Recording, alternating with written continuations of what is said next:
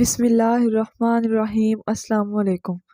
5 نمازوں میں سے سب سے اہم نماز نماز فجر ہے، جسے ادا کرتے ہی ایک مسلمان اپنے دن کا آغاز کرتا ہے، جیسا کہ ہمارے رہبر اعظم حضرت محمد صلی اللہ علیہ وآلہ وسلم کا فرمان ہے۔ عشاء اور فجر کی نماز منافقین پر سب سے زیادہ بھاری ہوتی ہے، اور فجر کی باجماعت نماز ایک مسلمان کی صداقت اور اس کا ایمان پرکھنے کی کسوٹی ہے۔ عبداللہ بن عمر رضی اللہ تعالیٰ عنہ فرماتے ہیں، ہم اگر فجر اور عشاء کی نماز میں کسی آدمی کو نہ پاتے تو اس کے بارے میں اچھا گمان نہیں رکھتے تھے۔ کچھ لوگ فجر کی نماز پڑھتے ہی نہیں، کیونکہ فجر کے وقت آدمی کے اندر بہت زیادہ غفلت ہوتی ہے، آدمی گہری نیند میں ہوتا ہے، اٹھنا مشکل ہوتا ہے، شیطان پورا زور لگاتا ہے کہ آدمی نماز نہ پڑھے۔ نماز پڑھنے کے بعد اکثر لوگ سو جاتے ہیں، جبکہ نماز کے بعد فوراً سونا نقصان دہ ہے۔ صبح فجر کے بعد سورج نکلنے تک ایک ایسا وقت ہوتا ہے جس میں اللہ تعالیٰ نے برکت ڈال دی ہے۔ صبح فجر کی نماز کے بعد فوراً سونے کا پہلا نقصان یہ ہے کہ انسان کے رزق سے برکت ختم ہو جاتی ہے۔ جو لوگ صبح فجر کی نماز کے فوراً بعد نہیں سوتے، اللہ تعالیٰ ان کے رزق میں برکت اللہ کی طرف سے ان کے رزق میں برکت ہوتی ہے۔ نماز فجر کے بعد بلا حاجت شدید سونا سخت مکروہ اور ناپسندیدہ ہے، چونکہ رزق کی تقسیم کا وقت ہے۔ متعدد روایات میں ہے کہ اللہ تبارک تعالیٰ صبح صادق سے لے کر طلوع آفتاب تک مخلوق کے لیے رزق تقسیم کرتے ہیں، یعنی جو لوگ اس پورے وقت میں غافل رہتے ہیں اور رزق کی برکت سے محروم رہتے ہیں۔ نبی کریم صلی اللہ علیہ وآلہ وسلم اور صحابہ کرام کا طریقہ کار یہ تھا کہ وہ جب فجر کی نماز پڑھ لیتے تو سورج طلوع ہونے تک اپنی نماز کی جگہ ہی بیٹھے رہتے۔ اس وقت میں ذکر خدا میں لگے رہنا رزق کے حصول میں زیادہ باعث نفع ہے، جیسے کہ صحیح مسلم میں سماک بن حرب سے مروی ہے کہ میں نے جابر بن سمرہ سے کہا، کیا تم رسول اللہ صلی اللہ علیہ وآلہ وسلم کے ساتھ بیٹھا کرتے تھے؟ انہوں نے کہا، ہاں، بہت زیادہ۔ آپ فجر کی نماز جس جگہ پڑھتے تھے اس جگہ سورج طلوع ہونے تک بیٹھے رہتے، چنانچہ جب سورج طلوع ہو جاتا تو کھڑے ہو جاتے۔ آپ کے ساتھی باتیں کرتے کرتے جاہلیت کے زمانے کی باتیں بھی کرتے تو صحابہ کرام سن کر ہنستے اور آپ صرف مسکرا دیتے۔ چنانچہ صبح کے وقت میں رزق تلاش کرنے والوں کے لیے آپ نے خصوصی دعا بھی فرمائی ہے۔ ترمذی شریف میں روایت میں آتا ہے کہ جناب رسول صلی اللہ علیہ وآلہ وسلم نے فرمایا، اے اللہ، میری امت کے لیے ان کی صبح کے وقت میں برکت عطا فرما۔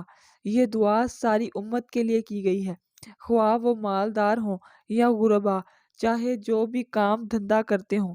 الغرض صبح کے وقت میں بڑی برکت ہے، مگر آج کل لوگوں میں اس وقت کی برکت کے حصول کی جستجو ہی نہیں رہی، جس کے بارے میں جناب رسول اللہ صلی اللہ علیہ وآلہ وسلم نے یہ دعا فرمائی ہے کہ اس وقت میں کوشش کرنے والوں کو برکت نصیب ہوتی ہے، جیسا کہ سہر الغامدی رضی اللہ تعالیٰ عنہ کی حدیث میں ہے کہ آپ صلی اللہ علیہ وآلہ وسلم نے فرمایا، یا اللہ، میری امت کے لیے صبح کے وقت میں برکت ڈال دے۔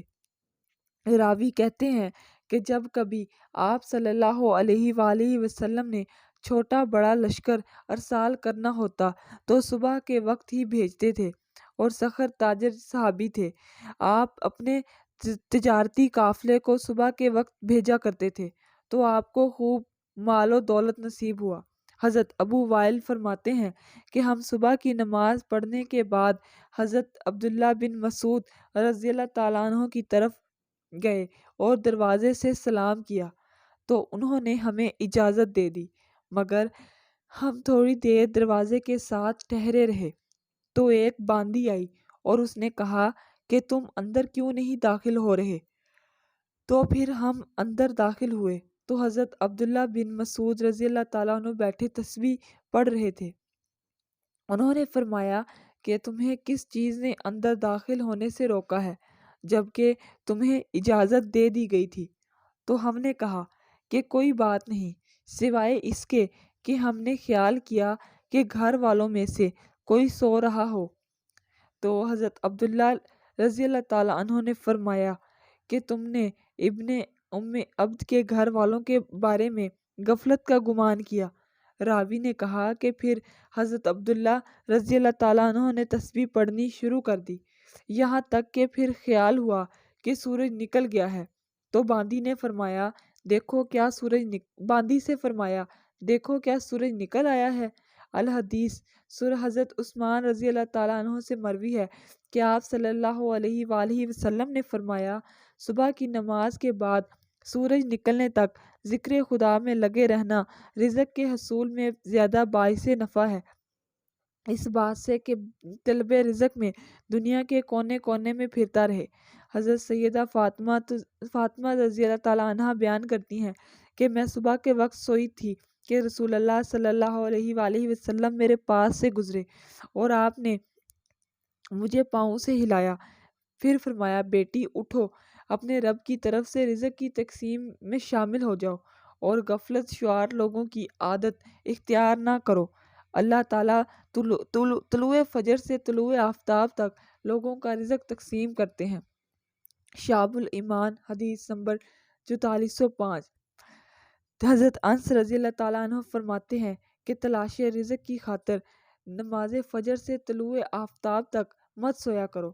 حضرت انس سے اس کی وضاحت طلب کی گئی تو فرمایا کہ اس وقت 70 مرتبہ تسبیح تکبیر و استغفار کرنے سے روزی میں برکت ہوتی ہے۔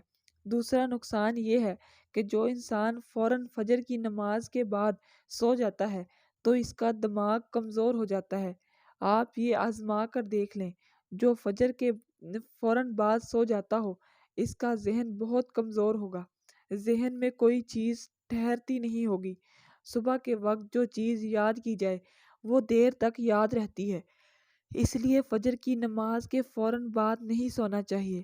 ہاں، اگر سونا چاہتے ہیں تو اشراق پڑھ کر سو جائیں۔ صبح نماز فجر کے بعد بجائے سونے کے سورہ یاسین کی تلاوت کی جائے، کیونکہ عطا بن ابی رباح کہتے ہیں کہ مجھے حضور اقدس صلی اللہ علیہ وآلہ وسلم کا یہ ارشاد پہنچا ہے کہ جو شخص سورہ یاسین شروع دن میں یعنی جیسے ہی فجر کی نماز کے بعد شروع دن میں پڑھے، اس کی تمام دن کی حاجات اللہ کے حکم سے پوری ہو جائیں گی۔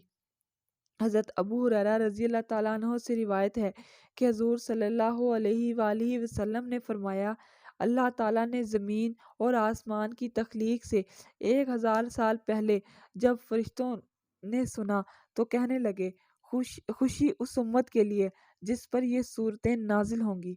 سعادت مند ہیں وہ سینے جو ان صورتوں کو محفوظ کریں گے، اور سعادت مند ہیں وہ زبانیں جو ان صورتوں کی تلاوت کیا کریں گی۔